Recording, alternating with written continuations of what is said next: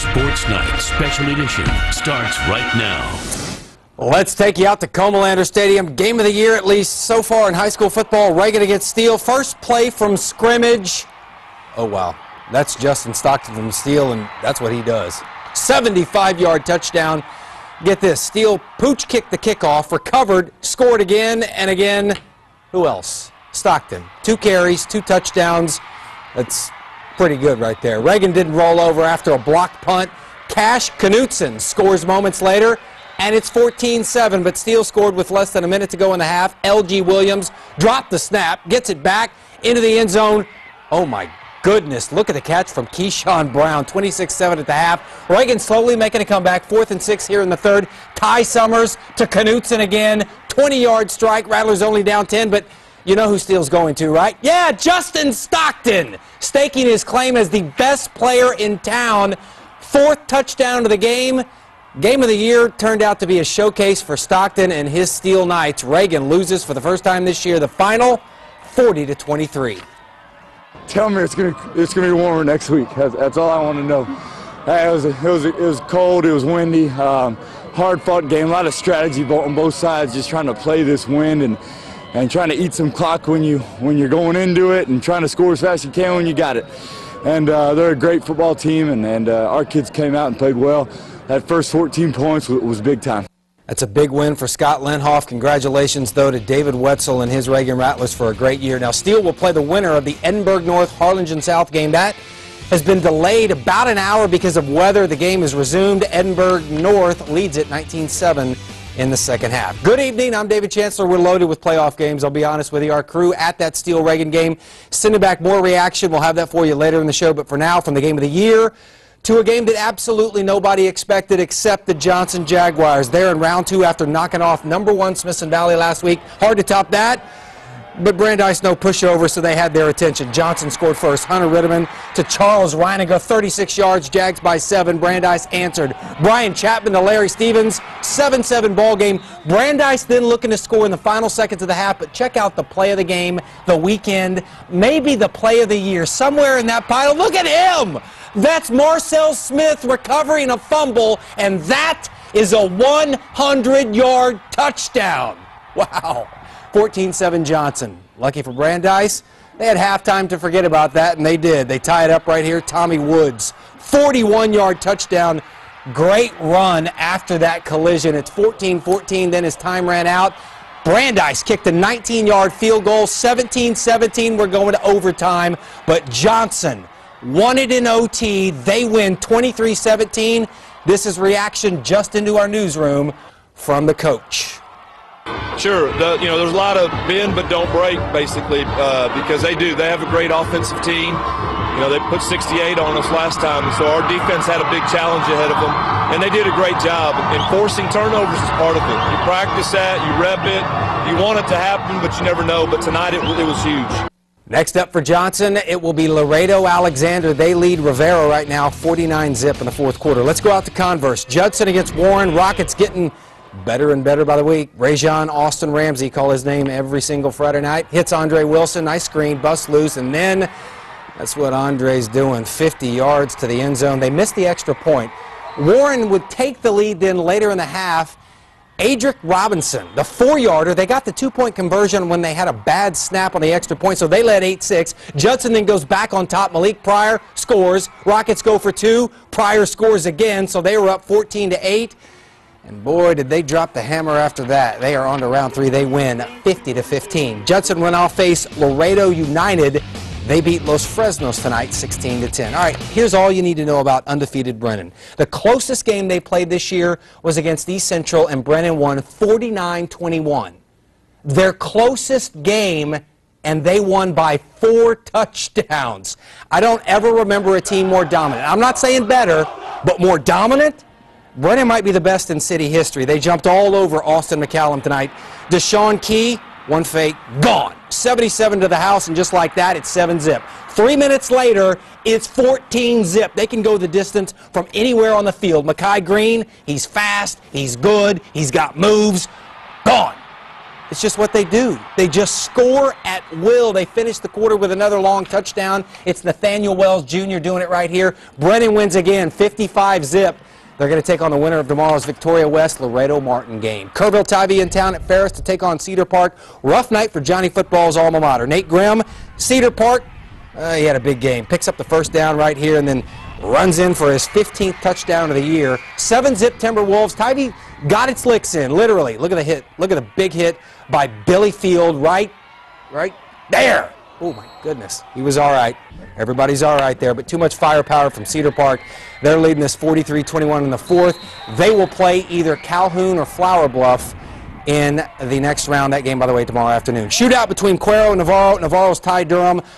Look at this play. Fakes the pitch, and then, yeah, I'm going to take it myself. Where is he? There he is right there, Ty Durham. 14-14 ball game, but Cuero answered every time Navarro scored, and they do it right here. Gerard Verner to DeAndre Gallagher. Cuero was up by 7 at the half. Is it over? It is all but over. Cuero winning that 51-28. Gonzales a winner tonight over Fredericksburg, 19-7. More 3A scores. LaGrange 31, Canyon Lake 0. That's in the second half. And Vernia 41-7 leads Wharton 41-7. That in the fourth quarter. Hey, don't forget our staff's still working on getting you all those finals from every playoff game in the area. You can go online and keep track of your game either on our website at news4sa.com or on Twitter at news4sa. We've got more playoff coverage. Welcome back. Round 2 of the playoffs, wrapping up. The game of the year between Steele and Reagan is over. It was lopsided. Steele won that 40-23. Justin Stockton, the star running back for the Knights, was a beast tonight with 5 touchdowns. Here's reaction from him. To God be the glory. I have faith in my old line. They do what they do. We practice hard and we come out here and make plays happen. It was crazy. You never expect to go up 14 house right at the start. The big play, Justin Stockton, I don't know if we blocked anybody. He goes to the house, and then, of course, their fumble. We get it back and go score. Couldn't have been a better way to start a football game. He's going to be tough to stop the rest of the way. Back to the highlights. How about the 2A playoffs? Hallettsville against Jourdanton. Hallettsville undefeated, and here's why. Caden Hart, right at the gut, then gets to the corner, nearly scores. He would moments later. Then later in the half, it's Caden Hart again. Talent doesn't always win, but Hart does. Hallettsville moving on. They beat Jourdanton 51-6. More scores. Marion losing to Troy right now. That one in the fourth quarter. Poth 37, Schulenburg 14. That's a final.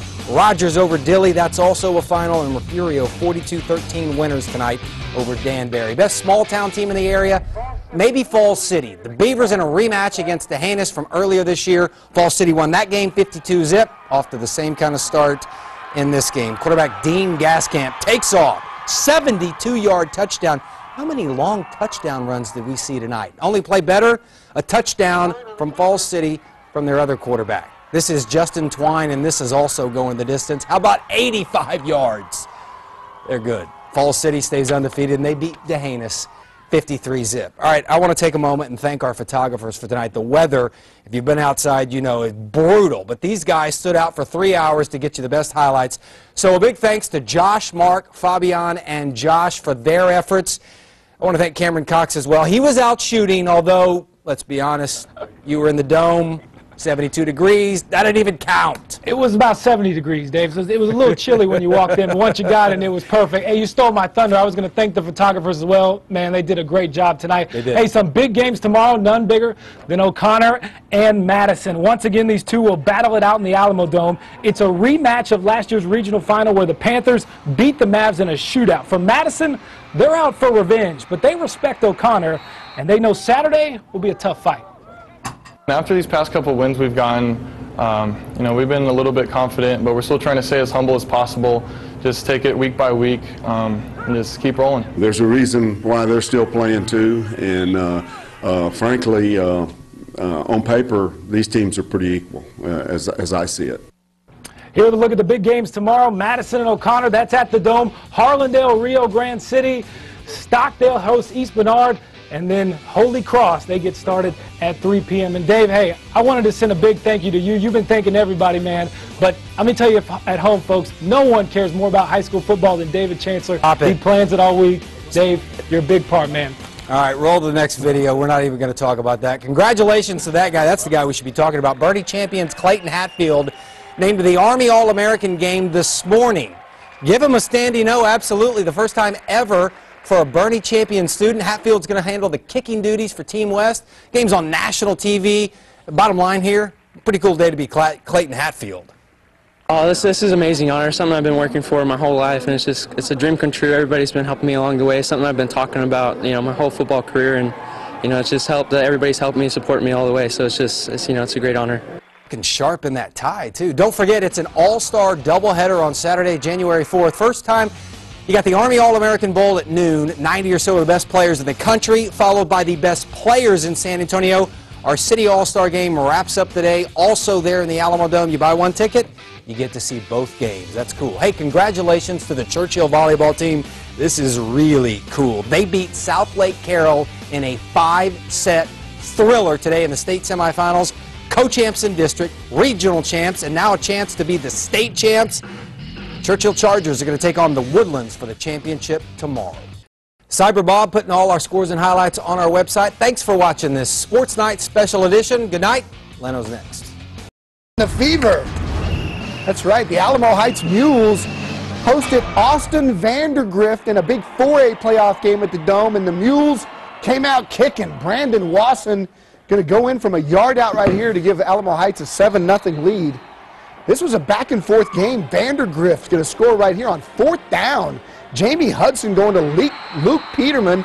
That made it 7-all. Alamo Heights was down 21-17, but Byron Proctor had 171 yards, 2 touchdowns, including the game winner, and Heights moves on the final 24-21. We got a big night on the playoff edition of the Fever tomorrow night. Steele and Reagan in a showdown of the area's 2 best teams. Johnson takes on Brandeis. Warren meets Judson in Converse. And the Brennan Bears play Austin McCallum at the Alamo Dome. We'll have them all covered for you on Friday Night Fever. Now, weather is going to play a factor for a lot of teams tomorrow night. It's not going to affect the Madison Mavericks. They play in the Dome Saturday against O'Connor. Madison's the only team to beat Steele this year, so that's impressive. Their quarterback, Cody Ennis, he's a top recruit. This Madison team lost to O'Connor in this very same round last year, but they're confident this time around. After these past couple wins we've gotten, we've been a little bit confident, but we're still trying to stay as humble as possible. Just take it week by week and just keep rolling. Madison O'Connor again Saturday at noon in the Alamo Dome.